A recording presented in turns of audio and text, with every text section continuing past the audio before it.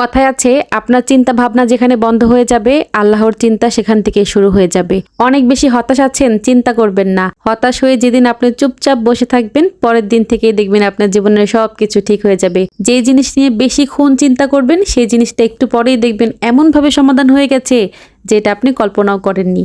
এটাই বাস্তব।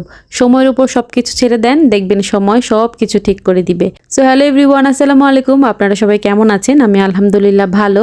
এই তো আজকে ভিডিওটা দুপুর থেকে শুরু করেছি। সকালের টুকটাক সব কাজ করা কমপ্লিট, শুধু এখন রান্নাবান্না বাকি আছে। বড় দুজন বাইরে খেলাধুলা করছে, ছোটজন ঘরে ঘুমাচ্ছে। তো রান্নাটা করে নিলেই আমার আজকের মতন কাজ কমপ্লিট হয়ে যাবে। ঝটপট বাইরে বালিশগুলোকে রোদে দিয়ে দিলাম।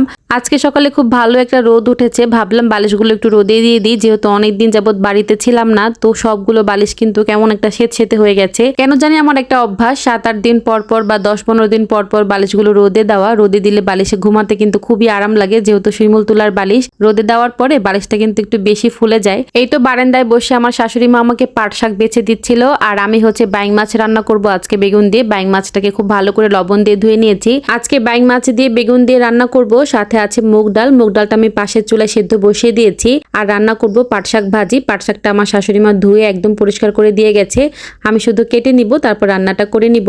তো মাছটা হচ্ছে মশলার ভিতরে কষাতে দিয়ে আসলাম, আর এদিক থেকে আমি বেগুনগুলো কেটে নিব। একদম বেসিনে চলে এসেছি। আমার বেসিনটা কিন্তু আমার রান্নাঘরের বাইরে, মানে বারান্দার দিকে। তো দেখা যায় বারে বারে আসতে যেতে খুব কষ্ট হয়ে যায়। তো একবার ওইখানে কাটবো, আবার এসে ধুবো, এই জন্য এখানে দাঁড়িয়ে দাঁড়িয়ে কেটে নিলাম, আর তারপর ধুয়ে নিচ্ছি পরিষ্কার করে। এই তো মাছটা খুব ভালো করে কষিয়ে নিয়েছি, এখন বেগুন দিয়ে দিব। বেগুনটা দেওয়ার পরেও 2-1 মিনিট কষিয়ে নিব, তারপর হচ্ছে ঝোলের পানি দিয়ে দিব। আর ডালটা ওদিক থেকে ভালো করে ঘুটে তারপর পেঁয়াজ রসুন দিয়ে বাগার করে নিব। মুগ ডাল কিন্তু আমি এভাবে করে রান্না করি। মুগ ডালটাতে আমি আগে আদা রসুন বাটা দিয়েছি, জিরার গুঁড়া, ধনিয়ার গুঁড়া, হলুদের গুঁড়া, মরিচের গুঁড়া, সব ধরনের গুঁড়া মশলা দিয়েছি। তবে মশলার পরিমাণটা একদমই কিঞ্চিত পরিমাণ থাকে, মানে শুধুমাত্র ফ্লেভারটাই হয় আর অন্য কিছু না, মানে একটু ঝাল হয় না আর কি। তো যাই হোক, এদিক থেকে আমি পেঁয়াজ আর রসুন দিয়ে ডালটাকে খুব ভালো করে বাগার করে নিয়েছি। বাইরের থেকে কিছু ধনিয়া পাতা এনেও দিয়ে দিলাম, কাঁচামরিচ দিয়ে ডালটা তুলে নিয়েছি। মাছ রান্নাটাও পাশের চুলায় বসিয়ে ভাত বসিয়ে দিয়েছি। আর এই তো শাকটা এখন কেটে নিব। শাকটা ছোট ছোট করে কেটে একদম ডাইরেক্ট বাগার করে নিব। আমি পাট শাক সবসময় ভাপ দিয়ে রান্না করি, তবে আজকের পাট শাকগুলো একদমই কচি ছিল আর খুবই কম ছিল। তো এটা ভাপ দিব কি এইভাবে করে রান্না করে নিয়েছি আর কি। তো প্রথমে কড়াই পরিমাণ মতন তেল দিয়েছি, তারপর রসুন কুচি আর পেঁয়াজ কুচি দিয়ে ভালো করে বাদামি করে ভেজে নিব। তারপর শাকগুলো দিয়ে দিলাম, আর শাকের ভিতরে কিন্তু কাঁচামরিচ ছিল, তার জন্য আর কি দেখতে পাচ্ছেন না। শাক আর কাঁচামরিচ একসঙ্গে দিয়েছি। শাকটা একটু কমে আসলে পরিমাণ মতন লবণ দিয়ে দিব।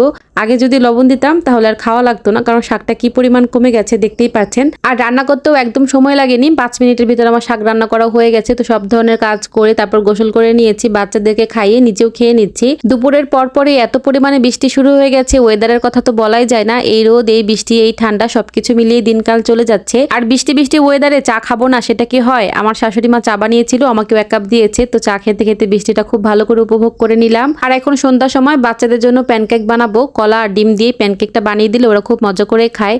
অনেকে অনেক বেশি হতাশায় ভুগেন, ইনবক্সে এসে বলেন আপু অনেকদিন যাবত কাজ করছি কিন্তু কোনো সফলতা পাচ্ছি না, আপনার তো ভালো ভিউ হয়। যদি ওনাদেরকে জিজ্ঞেস করি যে আপু আপনাদের পেজের বয়স কত, বলে কি জানেন? 1-2 মাস। 1-2 মাসেই যদি হতাশ হয়ে যান তাহলে কি চলবে? এই জার্নিটা কিন্তু অনেক বড়। এখানে কি পেলাম কি না পেলাম সেটা ভাবলে হবে না, এখানে কি দিলাম সেটা ভাবতে হবে। ফেসবুকে খুব ভালো ভালো কন্টেন্ট দেন, দেখবেন একদিন অনেক বড় হয়ে যাবেন আপুরা, এত বেশি হতাশায় ভুগবেন না। তো এই তো আজকে ভিডিওটা এই পর্যন্তই। সবাই অনেক বেশি ভালো থাকবেন। আল্লাহ হাফেজ।